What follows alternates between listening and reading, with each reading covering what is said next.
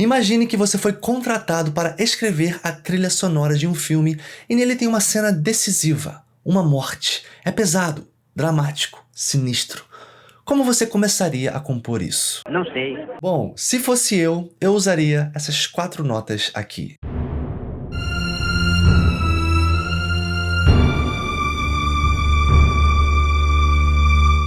Talvez você não saiba o nome dessa sequência, mas com certeza você já ouviu ela em algum lugar. Ela aparece quando Mufasa morre em O Rei Leão. Quando Luke Skywalker encontra os tios assassinados em Guerra nas Estrelas. Em Sweeney Todd, quando ele planeja sua vingança sangrenta. Em O Feitiço do Tempo, quando o protagonista Phil tenta se suicidar para quebrar o ciclo infinito no qual está preso.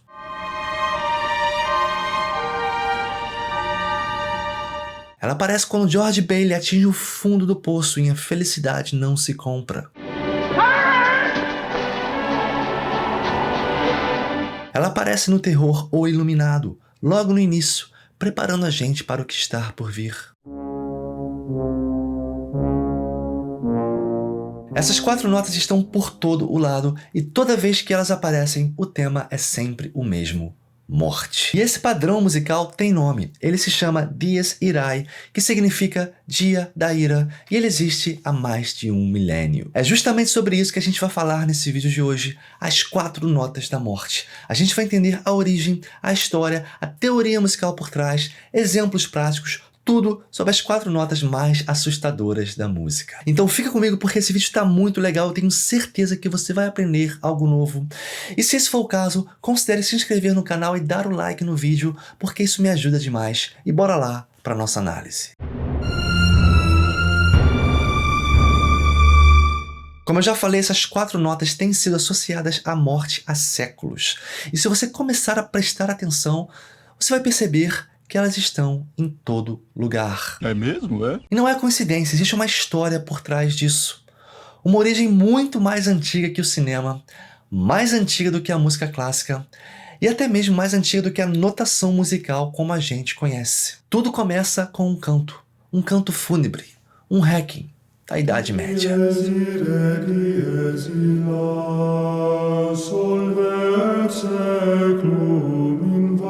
Dies Irae em latim quer dizer Dia da Ira, e esse nome não é só o título da música, é também o começo de um poema litúrgico medieval, um texto que descreve o apocalipse, o fim do mundo, o julgamento final. Segundo a tradição católica, esse será o dia em que Deus julgará os vivos e os mortos e decidirá de forma definitiva quem vai para o céu e quem vai para o inferno. Dies Irae, Dies Illa, Solve Seclum in Favilla. Dia de ira, aquele que dissolverá o mundo em cinzas. Esse poema fazia parte da sequência do Requiem, a Missa dos Mortos, e por séculos ele foi cantado em todos os funerais da Igreja Católica. A melodia que acompanhava o poema é um exemplo de canto gregoriano, um tipo de música vocal monofônica cantada sem instrumentos e por monges. O estilo é solene, sem ritmo marcado, com aquela sensação de tempo suspenso, quase sagrado.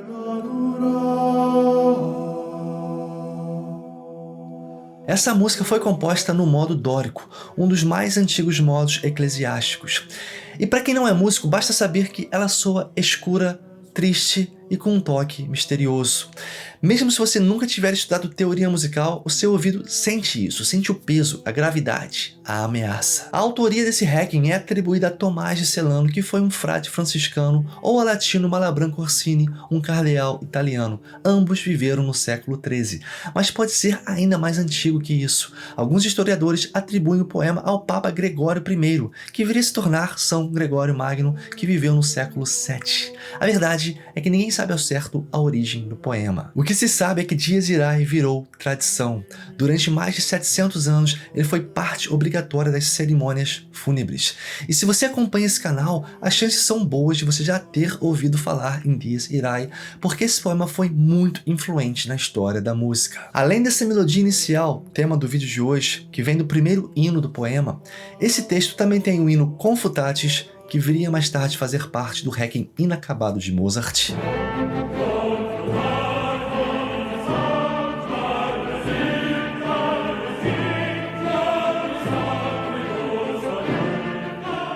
Também tem o Lacrimosa, outra seção do mesmo Requiem inacabado de Mozart.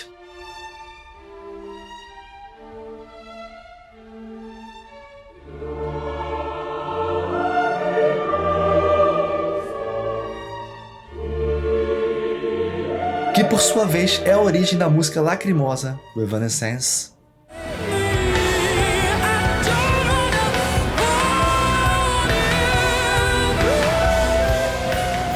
E o último hino do poema é Pie Jesu, que virou um Requiem lindíssimo composto por Andrew Lloyd Webber e viralizou na voz do menino Malachi Baió, com algumas pessoas afirmando que ele estava cantando na frequência divina.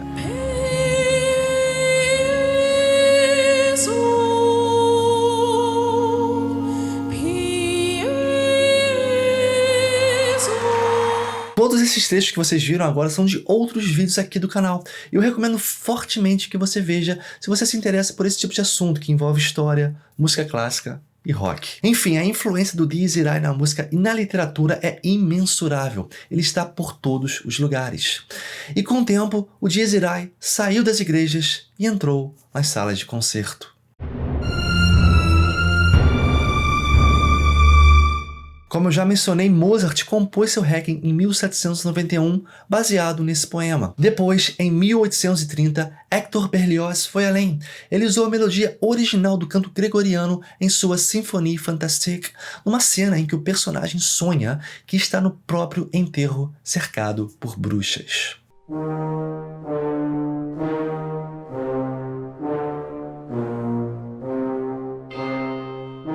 Franz Liszt também usou essas notas na sua Totentanz, a dança da morte, inspirada pela ideia de que no fim, todos dançam com a morte.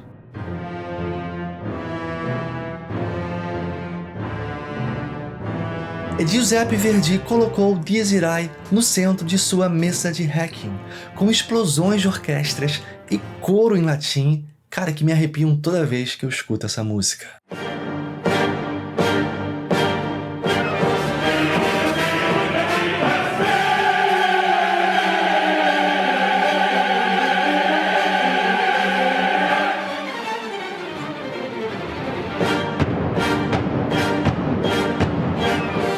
E não para aí, esses são só alguns exemplos. A lista de músicas que referenciam a melodia do Dies Irae é enorme. Como vocês perceberam, aquele trechinho de melodia medieval, 4 notinhas apenas, virou um símbolo, o símbolo universal do fim. E aí veio o cinema, e Dies Irae ganhou um novo palco e um alcance inigualável. Nos filmes mudos, as orquestras tocavam o tema ao vivo para sugerir que algo ruim estava por vir. Mas com a chegada do som, Dies Irae virou uma ferramenta narrativa poderosa. Ela aparece o tempo todo, como a gente viu nos exemplos no início do vídeo. É como se o filme estivesse avisando: se prepare que algo sombrio está chegando. E quase sempre esse algo sombrio é a morte, mas nem sempre ela é tão direta. Em Frozen 2, a música Into the Unknown abre com a melodia de Dies Irae.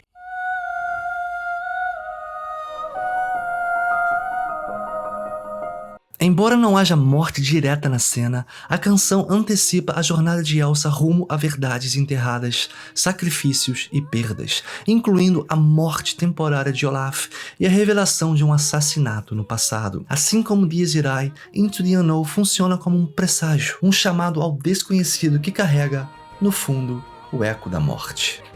Into the unknown. Beleza, a gente aprendeu a origem dessa melodia, o seu contexto histórico, exemplos na música clássica e no cinema, mas por que essa sequência soa tão assustadora? Ótima pergunta, e eu fico impressionado como vocês fazem perguntas tão inteligentes aqui nos vídeos do canal. Os motivos são vários, bora lá. O primeiro motivo, conforme a gente já viu, é que esse tema foi construído em cima do modo eclesiástico dórico, no caso redórico, e a escala é essa aqui, ó. O tema faz super sombrio, né? Só que se a gente analisar isso numa perspectiva atual, a gente nunca analisaria isso como dórico, né? Porque a nota que dá característica ao modo dórico é a sexta maior, no caso de Ré, o Si. é um Si natural. No caso, comparado com o modo menor, é um Si bemol, né? A sexta menor. Só que esse tema só faz uso das 3 primeiras notas da escala menor, que é Ré, Mi e Fá, né? Então a gente não tem por que analisar isso como dórico. Para os nossos ouvidos atuais, isso aqui é um modo menor eólio. E desde a antiguidade, isso perdura até hoje, o modo menor é associado com esse tom de lamento, de melancolia, de tristeza, né? Então esse seria o primeiro motivo para explicar essa soturnidade do tema. O segundo motivo é esse intervalo aqui das 2 primeiras notas do tema, Fá e Mi. Isso aqui é um intervalo de segunda menor, um intervalo super tenso. Se tocar eles juntos, harmonicamente, então, soa horrível. E mesmo tocados, né, sequencialmente, a gente tem essa sensação de tensão, né? Cria uma sensação desconfortável nos nossos ouvidos, né? Não é à toa que aquela música do Tubarão, quando a gente escuta ela por um tempo, ela entra nos nossos nervos, né? Porque a música realmente é irritante, ela faz...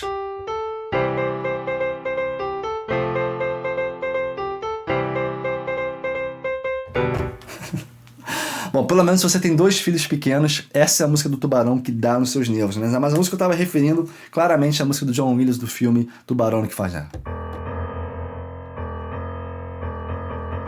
São 2 notas apenas, Mi e Fá, as mesmas 2 notas, que geram essa sensação de terror, né? Então, esse intervalo de segunda menor, do Fá pro Mi,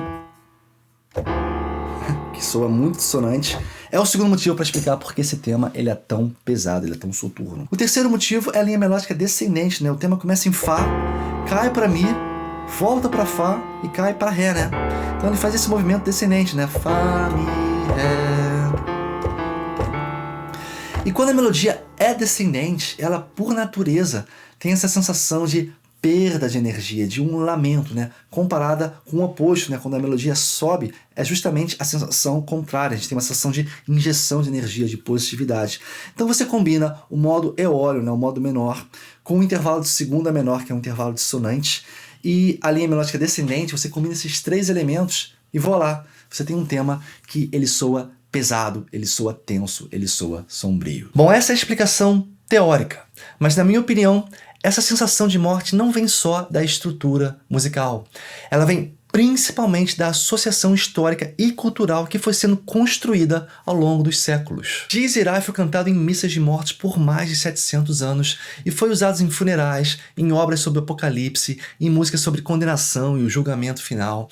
Depois foi adotado por compositores para representar enterros, fantasmas, demônios, bruxas, e finalmente chegou ao cinema, onde seguiu sendo usado toda vez que alguém morria, sofria ou perdia algo. Ou seja, a gente foi doutrinado, a gente aprendeu a associar esse som com a morte. Não só porque ele soa triste, mas porque toda vez que a gente ouve ele, a história que vem junto é sempre a mesma. Então, na próxima vez que você estiver vendo um filme e sentir aquele arrepio, pare e escute. Talvez o Dies Irae esteja lá sussurrando no fundo da trilha sonora, te dando um spoiler, avisando o que está prestes a acontecer, e não vai ser nada bonito. Inscreva-se.